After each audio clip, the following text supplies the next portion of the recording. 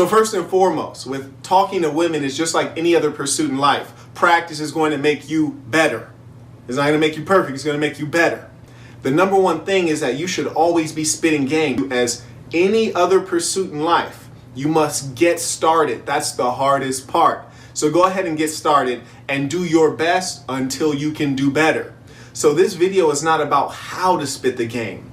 It's about 4 ways you can start spitting the game. And so we're talking about number 1, rule. Talk to women constantly. Rule number 2, proceed like a fearless lunatic. Because at the end of the day, there is nothing less seductive than doubt. If a sees that you're doubtful, that you don't believe in yourself, she's not going to believe in you. Go forward like a fearless lunatic. Don't ever tell yourself no. You go in there like you're going to win. And I can assure you that persistence overcomes resistance if you apply it correctly. Never show doubt, never show fear, never sweat. Keep it smooth and keep it going, most importantly. Number 3, this is absolutely genius. And most people don't think of it. Plant your seed in fertile ground. And what I mean by that is rule number 1, yes, always be spitting. When I say plant your seed in fertile ground, that means go into the environments and approach women where it's most advantageous for you. Here's a couple places where it's going to be very hard to convert women. Number 1, the club. In the club, you have a lot of thirsty cats in there spitting game at women constantly. They don't even take you seriously because they're getting such a high volume. And they're having to shut down cats left and right. So you're just another person hopping up in their face. You're not unique and you're expected. When you go into a bar, basically it's too loud to have a proper conversation. You can't hear her. She can't hear you. How do you expect to throw the game in her ear? And if you're going to go in the bar and ask her like, hey, let's step outside on the patio to talk, you're asking her to give you a lot of credit straight off top, meaning separate from her friends, walk to a secluded area. It's just too much goddamn work. And hey, here's the more important part. If you really want to catch you a high quality bitch, a bar and a club are the very worst places to find them. That's where you're finding women who are basically going out to get attention. Women who either are out with a bunch of girlfriends and they got a boyfriend and they just want to get attention. Aisha Curry's. Yo, and shout out to my college students, cats getting a good education. Side note, if you're in college, get a valuable degree, computer engineering. Don't major in communications and African American studies. It ain't gonna get you paid, man. Hey, I'm just giving out game generally. I just want y'all to win. But I remember when I was in college, every now and then I'd be in the library, I see a bad bitch, try to catch her slipping. I say I convert about 60% of the time. Now that's not hard to do when you're a black guy at Berkeley and most of the people are turbo nerds, right?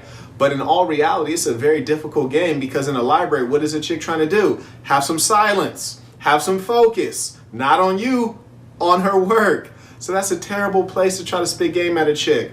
You need to plant your seed in fertile ground. Another place I used to think was great, the grocery store. Man, I used to be in Kroger, man, belling down the aisle, see a chick looking at some rice-a-roni, try to walk up on her, drop a little bit of game on her. It's a no-go, man. You don't have a lot to base your conversation on. What you gonna walk up on a big like, oh, I see you drink soy milk, me too. In a grocery store, she's on the move, right? If you catch the bitch buying a bagel, she's not about to be standing there in the bagel aisle for 10 minutes like trying to figure out which bagel. Like, oh, do I want the raisins or the sesame seeds? Nah, man, she gonna grab that bagel, toss it in her cart, and go on about her business. That's why that's not fertile ground, because she's on the move. So we finally arrived. What are the best places to approach a woman? Number 1, mutual friends. Mutual friends will bring in an abundance. Oh, and here's a caveat, player. If you're a high quality person, birds of a feather flock together. So that means that your friends are high quality, and your high quality friends, be the male or female, will bring in more women to you. If you find that your friends are bringing in some raggedy ass bitches, that's probably because you might be a raggedy motherfucker yourself. You should work on that.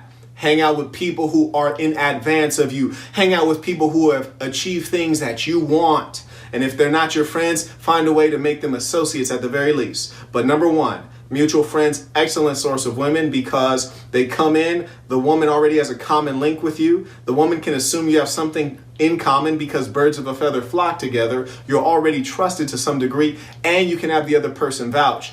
The number 2 best environment to approach women is a place with assumed trust. And you won't hear this anywhere. This is real game right here. Assumed trust means that somewhere in an environment where it's assumed that you're a decent person, not a scumbag. For example, if you're just out in the community, you walking down the block, maybe you going for a jog, you just happen to see a bad bitch pass by you, and you stop and say, hey, how are you? I'm Marquette, nice to meet you. She doesn't know you from Adam. You can be anybody. Now, if you're the big homie, maybe she might know you, but if you're just a random Joe, she doesn't know you. And so she's going to be a little bit skeptical off top, like, who is this guy? What does he want? What's his angle? He could be a rapist. He could be anybody. So that's going to be a hard uphill battle, my friends. A place with assumed trust, for example, say that you're at a prestigious university and you're a student and they're a student. You might be walking on a campus, there's 24,000 people. In all reality, she don't know who you are. But if you walk up on her, you got your backpack on, it's clear that you're a student, and you say, hey, how you doing? I'm Marquette. She's going to give you a little bit of airtime because she's going to assume you're probably a decent person. You're in her age range. You guys have similar pursuits in life. Assumed trust. Why? Because women value safety. They value consistency. They value predictability. That assumed trust is very important for putting a woman at ease, because when you're not at ease, you're not really trying to hear what anyone's talking about. You're certainly not ready to be sexually aroused. The third characteristic of an advantageous place where you can approach women is a closed environment. What do I mean? I'm talking about places that have memberships, places where you will see someone again. For example, an expensive gym. You know, there's a membership, so when you get in there, there's already the assumed trust. It's also a closed environment because it's small enough that you're going to see the people again, which gives you time to wear a bitch down. You heard me? Because every drop wears away a stone.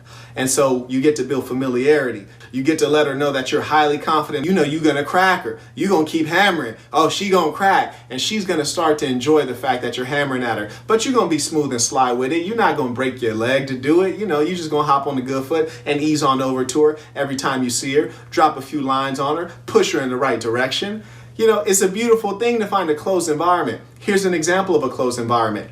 A gym with an expensive membership. But let me take you one step further. A gym with an expensive membership that offers a specific kind of fitness class. Like preferably for me is a boxing class because I'm a boxer. But also you can take a yoga class. Hey, whatever you like. And you might have some suckers out there like, this nigga said yoga. I said yoga. Bad bitches all over the place. You're in one big room full of bad bitches. Yes, yoga. That's the one to go to. And you know the same bad bitches are going to be there every week in spandex. And that's where you really want to be, player. That's fertile ground. Hey, cash your line, man. And let me take you one step further in this closed environment scenario. What I really love is salsa dancing, man. And I got put onto salsa dancing in an unusual way because honestly, when I was in college, my main bitch, she said, hey, Quet, why don't you come out and salsa dance with me? I said, Marquette does not salsa dance. I'm a black man. That's what we don't do. But if you want to twerk that for me, I'll be out there all day. On the last day of college, I kid you not, like the day of graduation, she was like, hey, me and my girlfriend's going out to the salsa place tonight. I've been messing with you for like a year or two. You've never went. This is the last chance. Please come out and salsa dance with me. I said, you right, I'll come check it out. So I went out there to the salsa spot. Number one, there were gorgeous women all over the place. So I was like, God damn, how did I not know about this? But the irony is that there were gorgeous women all over the place, about 70% female, 30% male. But the 30% male was like some older guys, some real cornballs. So I was definitely the coolest cat in there by far. But I didn't have all the bitches. What happened is that the cats who can really salsa dance, man, in the club, you walking around thirsty, oh, hey, you want to dance? Or if you're from LA, like me, you just grab her and make her do what it do. But you're going after the women in the club. And the salsa venue, if they know you're going to give them that work, a woman will come up to you in the salsa club and ask you to dance. In a salsa club, you might be standing with your girl, but if they know you could get it in, they'll walk up on you and ask your girl, can you dance? You heard me? So that's a beautiful thing. But what my experience was, when I was in the salsa class, the salsa venue, I saw that the older guys, man, they were getting all the females doing what it do. But there's this one cat I noticed in particular, short Latino cat, maybe like 5'5". Black curly hair, super sloppy dude, was sweating profusely, very unattractive guy. He looked like a Diego Rivera. if you know who that is. But anyways, very sloppily dressed, very out of shape, narrow shoulders, just not a very impressive guy. And he was dancing with this big, thick, thoroughbred bitch, man. Solid bitch. And man, he was spinning that big bitch around, had her looking like a twig. And that inspired me. I was like, God damn, I think I like that. I think I need to do that. Your boy hopped in them salsa classes after that, man. I was off to the races. Now I hopping in a salsa spot, man. I'm Rico Suave out there, and I can't tell you how many bodies I done caught from the salsa game. I highly recommend it, gentlemen. Holla at your boy. The fourth characteristic for finding an environment that is advantageous for talking to women, that is an environment where you get airtime, where there's a lot of time to talk. The woman's not going anywhere.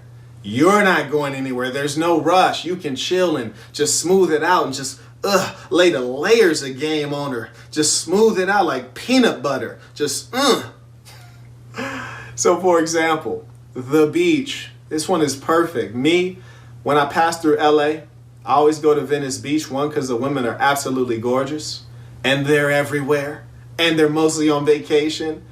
And hey man, I'll look through the beach and just pop down my beach towel right next to a bad bitch, which is not hard to do.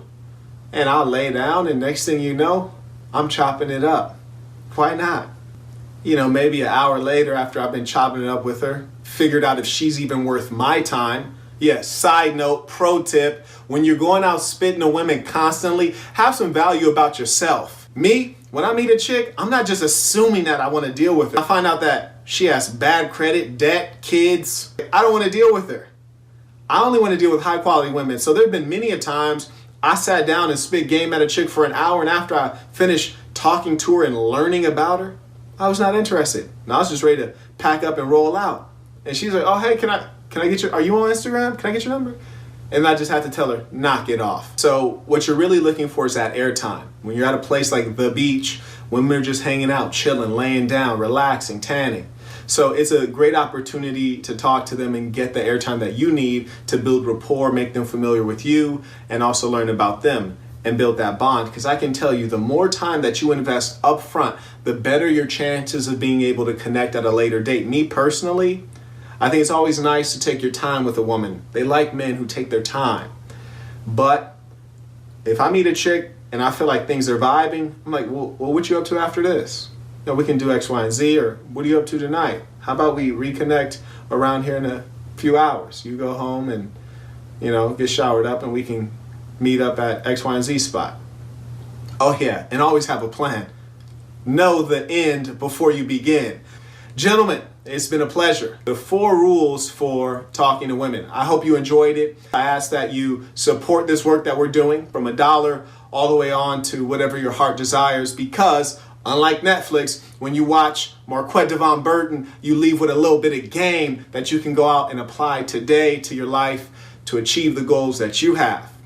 It is the Saint and the Sinner signing off. Under the Parisian sky where worries die, reminiscing about last night when I was swimming in excessiveness, decadence, opulence, women walking with confidence toward men who speak in compliments, an occasion for bourgeois conversation, underlying temptation, awaiting romance. We dance, anticipating the chance to turn a glance into searching hands in sands in the south of France. It all began last night. I am Marquette. I took her hand. This is my land. You'll feel at home here. We speak in poems here. Women breathe in moans here. You're never alone here. I'm ever near, enjoying your scent, dear. I walk with rose petals that fall in, and women cheer when I appear under the Parisian sky where worries die, reminiscing about last night when I was surrounded by women who were tall and thin and love balding men for all they spend. Beautiful gems adorning the limbs of women who obey the usual sins that lead to sensual grins. Her slender body bends over the finest blends of satin silk sheets, handmade quilts, never yielding to man-made guilt. Oh, behold, what a beautiful life we've built under the Parisian sky, where youth never dies and lies never wear truth as disguise, and my hopes are satisfied under the Parisian sky.